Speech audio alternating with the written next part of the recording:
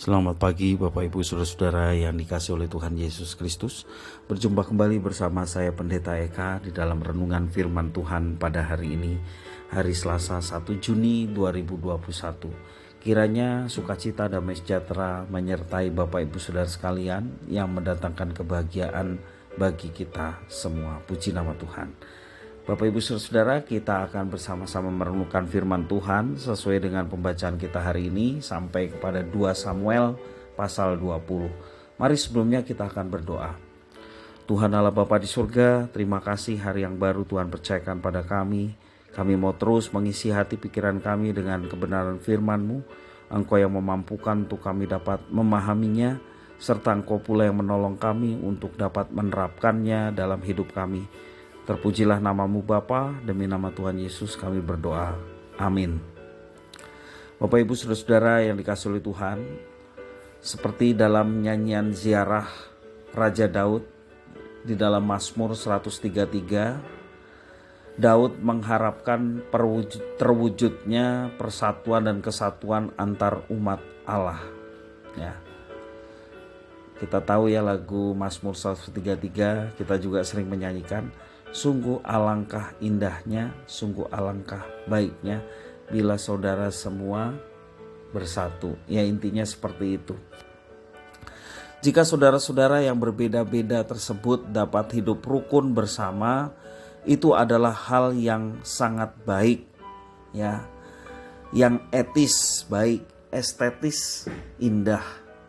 Persatuan dan kesatuan dapat menciptakan kekuatan suatu negara. Seperti kita pada saat ini 1 Juni memperingati hari lahirnya Pancasila. Dan Pancasila ini menjadi dasar ideologi negara kita yang menjadikan negara kita bersatu di tengah perbedaan-perbedaan yang ada.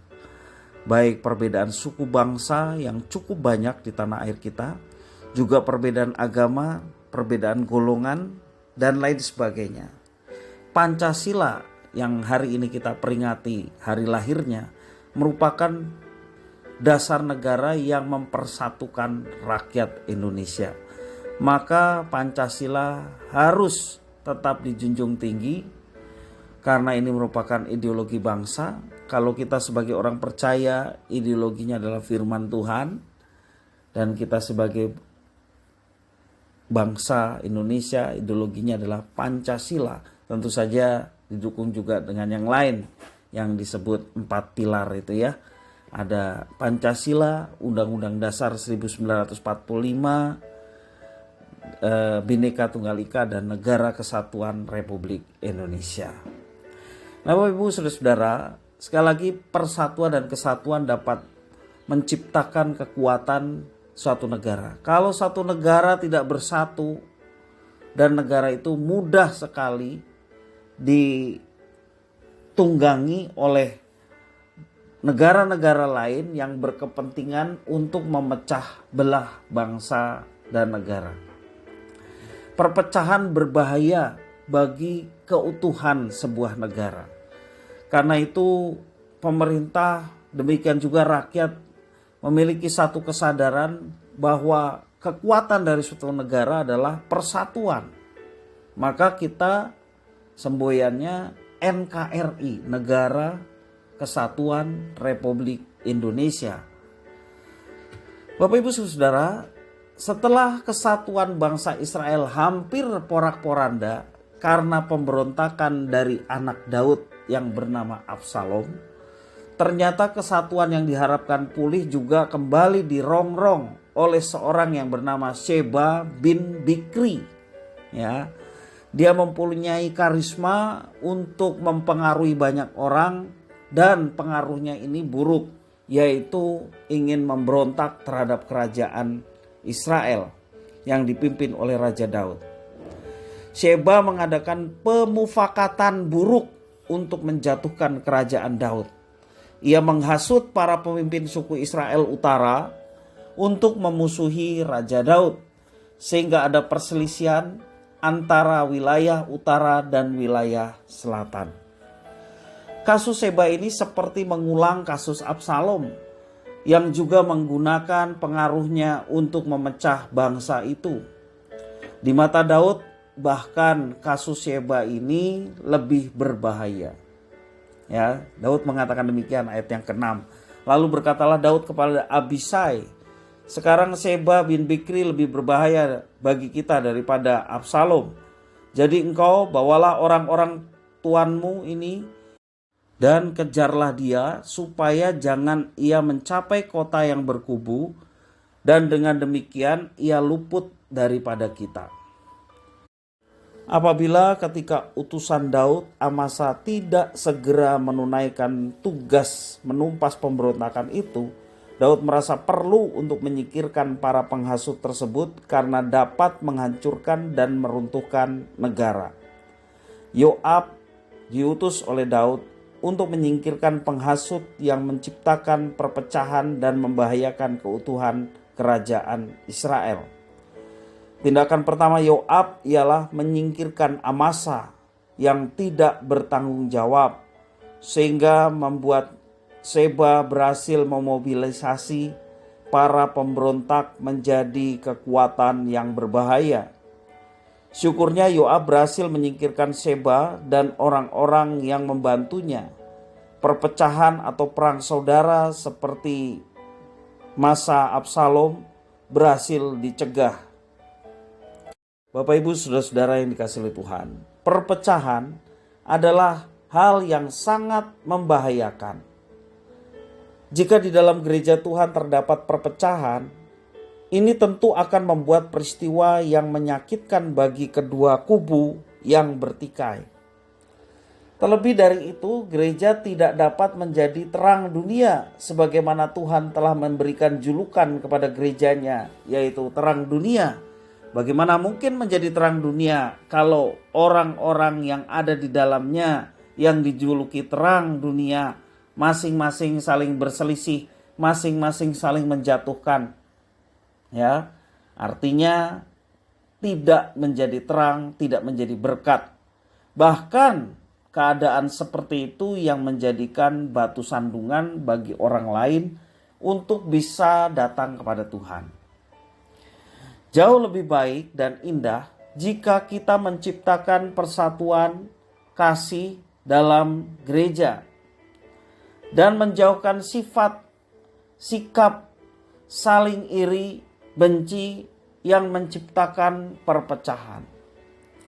Marilah kita sebagai saudara seiman senantiasa menjaga persatuan dan kesatuan. Di dalam pokok doa gereja kita setiap minggu dibagikan juga salah satunya kita terus mendoakan persatuan dan kesatuan. Sebab untuk bisa menjadi berkat bagi dunia ini kita perlu bersatu. Untuk kita melayani dan mendapatkan kekuatan yang besar kita perlu bersatu, bersinergi dengan karunia talenta yang dipercayakan pada kita. Masing-masing anggota melaksanakan tugas tanggung jawabnya bersama-sama.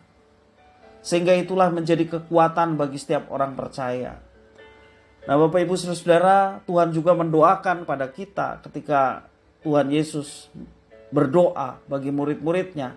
Supaya murid-muridnya di sepanjang zaman bersatu sama seperti Tritunggal. Allah Bapa, Anak, dan Roh Kudus. 3 pribadi, 1 hakikat, yaitu Tuhan. Dan biarlah kehidupan kita juga dipersatukan. Kalau ada benturan-benturan, biarlah itu menjadikan kita semakin dewasa. Karena memang kita punya latar belakang yang sama, yakni orang-orang berdosa yang seringkali mengutamakan kepentingan diri kita sendiri. Dan itulah pemicu dari benturan, bentrokan, dan perpecahan. Karena itu ketika itu mulai muncul dalam diri kita, mari kita bersama-sama disadarkan untuk menekan segala ego kita demi kepentingan bersama. Firman Tuhan dengan jelas mengatakan hendaklah engkau sehati sepikir dalam menjalankan tugas tanggung jawab yang dipercayakan kepada kita sekalian. Kalau ada perbedaan, jadikanlah itu sebagai kekayaan. Kalau ada benturan, biarlah itu juga mengasah kita untuk semakin dewasa di dalam Tuhan. Bukan kesempatan untuk menjatuhkan dan saling menjelekkan, menjatuhkan, sehingga timbul perpecahan, dan itu tidak diinginkan oleh Tuhan. Biarlah pembelajaran hari ini juga kita memperingati hari lahirnya Pancasila, mengingatkan kita untuk senantiasa mengupayakan persatuan dan kesatuan.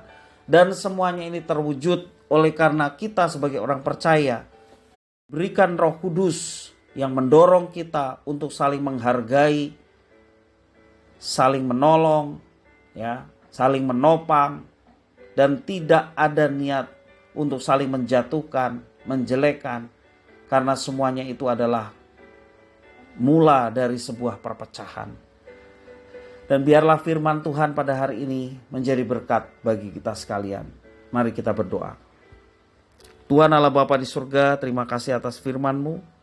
Engkau yang memampukan kami untuk kami dapat menerapkan khususnya dalam kehidupan kami, berkeluarga, demikian juga berjemaat, dan dimanapun kami berada, kami boleh membawa damai sejahtera, bukan membawa perpecahan, tetapi membawa damai sejahtera bagi orang lain. Terima kasih ya Tuhan atas firman Tuhan hari ini. Engkau yang memampukan untuk kami dapat menerapkannya dalam hidup kami. Terpujilah nama-Mu Bapa, demi nama Tuhan Yesus kami berdoa dan bersyukur. Haleluya, amin.